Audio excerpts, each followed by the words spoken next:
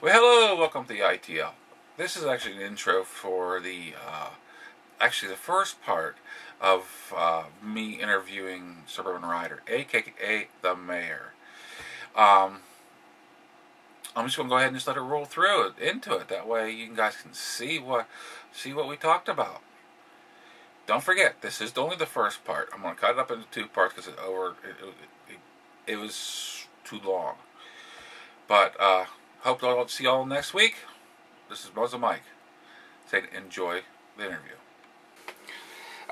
Let's start off with your. I know you have the hobby of ham radio, and we've already talked about this earlier. But since the camera wasn't running, let's talk about what your experience with the testing part of it was. Okay, first I started out with the technician's level. That's the beginning level for ham radio. That's the entrance level. It's probably about equivalent to a high school diploma level of testing. So if you've graduated high school, you could probably do just a small amount of studying and pass the technician's exam. They just want to know that you know basically a little bit about electricity, a little bit about safety, and a tiny bit about electronics, but not much. Then if you want to advance and go into the frequencies, the HF band, which can reach around the world, they want to make sure you're a little more knowledgeable about radio theory and stuff. That's your general exam. Now that you're going to need to study a little bit for. They're both 35 questions, but the questions get a little bit tougher, and you have to get 27 questions correct. They want you to score around a 70% level.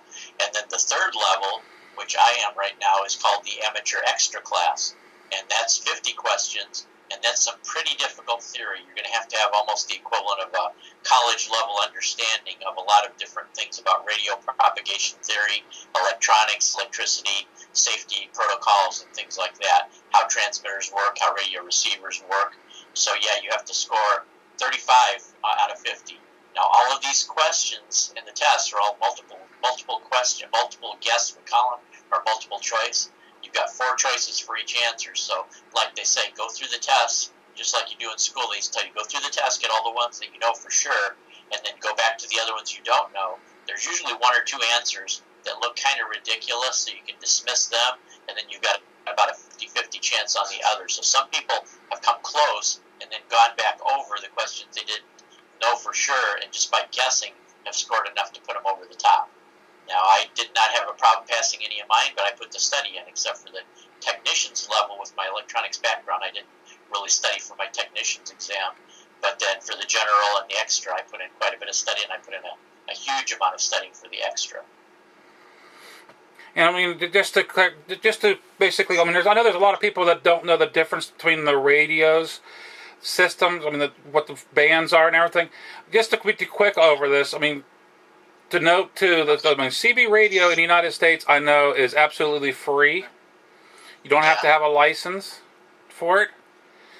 But I mean, can you kind of outline a little bit what's the difference between like a CB and the ham radio? I can just give you a general. Now, there's exceptions to this too, but I'll give you a general rule, and I'll show you my radios here. These are just some of my radios. As you can see right there, we have that right there, the top radio, not the little box there, but that radio that you can see a screen with nothing on it. That is the UHF and VHF bands. When you become a technician, you can speak on UHF and VHF bands. Those are higher frequencies, and they usually use repeaters. In the Chicago area, we have a lot of repeaters. That's what you can do with your technician license. If you want to go to the lower frequencies called the HF, you get a radio like this, and it's just above the AM band radio, your regular AM radio you listen to. That'll travel, and the reason why they want you to have a little more knowledge is because that signal can travel all the way around the world, and you can do things that will interfere with legitimate communication. So they want to make sure by the time you use those bands that can go quite a bit farther, that you know what you're doing and you know the correct thing to do. If you interfere with something like radio navigation or something like that, you can put a lot of people in danger. So they want to test you to make sure you're familiar with where your area of broadcast is. For example, general can use most of the frequencies in the HF bands the amateurs are allowed, and then if you're extra like me, you get a little more bandwidth on the ends, usually on the beginning end, and maybe in some cases on the end of the band. So if they say you can broadcast from like 7 megahertz to 7.5 megahertz, an amateur extra can broadcast anywhere there. A general, a little bit more in the middle. A technician, not at all. Although there are a few exceptions, I can get into details about that, but it's probably, it would not be that interesting. There are tiny little exceptions. It's best really to go for your test and learn what the other exceptions to the rules are. But that's just a general overview of what your license allows you to do. That's basically what I was asking. I mean, because a lot of people doesn't know the difference between, say, a citizen band and what a ham radio operator can actually do. I mean, yeah, one of our frequencies actually is very close to the 10-meter frequency, and it's actually right next to the CB band. But we need a license for it, and typically we broadcast FM instead of AM, although we can broadcast any mode, AM, FM, single sideband. Most of us just tend to use FM now more than anything else, but you have your full choice. But yeah, that's in the CB spectrum, and it acts a lot like CB radio too. We get the same kind of skip coming in as the 11-meter bands do, and things like that too. So the function of the frequency is pretty much identical. So there's not a lot, but the CB radio, as you know, they're limited how many watts you can put out. You're limited to certain channels, whereas on our radios, they're infinitely adjustable. I can go in between any frequencies anywhere. There's no channels set up for the most part. So I can just, go up a couple of kilohertz or down a couple of kilohertz. CB radio people, if they're outband operators, they have to have their radios modified to be able to go off the channels, and then they're violating the rules, too, of the spectrum. Even though it's not licensed, there are still rules that a CB radio operator is supposed to abide by. Now, that's not really enforced greatly, as you know, but yeah, they're supposed to stay within 4 watts of output power, 12 watt single sideband, and they're supposed to stay within the channels allotted, although they don't always do that. Yeah, I know. I've came across a few CB radios that actually was pushing above 5 watts that I actually took in and get it repaired because they shouldn't be pushing me above 4, really, And the only reason I know this is because, I've talked to you in the past about this. My father, back in Vietnam, he was actually a satellite radar radio repair person. He's actually a technician.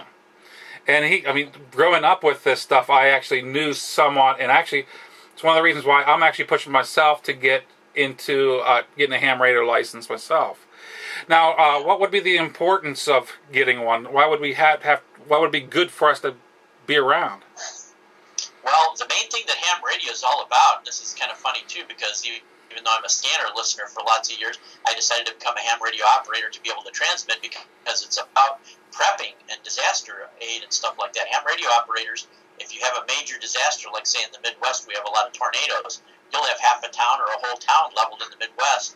Well, when you have the police and the fire and the emergency workers arrive, they don't have time to send messages back and forth to family members that are concerned.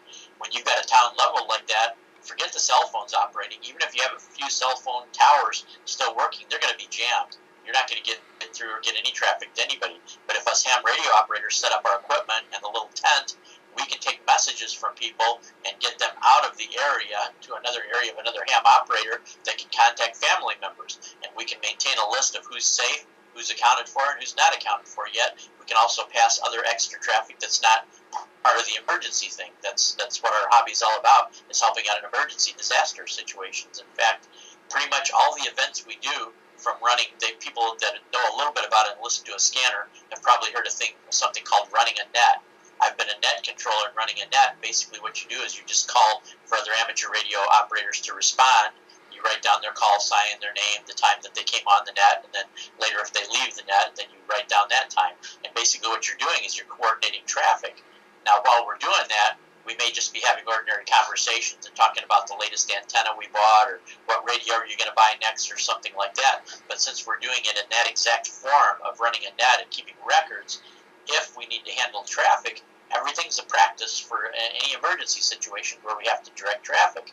Everybody relies on a net controller to give everybody turns to talk and then turns to listen, turns to pass information, so that we're prepared in an emergency. Somebody will be the controller. Somebody will carry the traffic back and forth and get used to putting down logs and things like that. So pretty much everything. We also have field days, which people come out, and it's basically, a lot of times it is just a big empty field, and you drag out your batteries, your radios, your portable antennas with tripods, and you set up and you see how far you can get out. You see a lot of people in these field days, they communicate all the way around the world. They talk with Russia, they talk with South Korea, they talk with Australia. So it's practicing using your equipment so that when a disaster comes, you've done this so many times, it's normal. You don't want to ever have to do something for the first time when you absolutely need to do it. You want to be practiced and know what's the problems you're going to run into, how do you solve them quickly or do a workaround or something like that. And with field days and doing net control and things like that, we've got it all practiced because it's what we do all the time.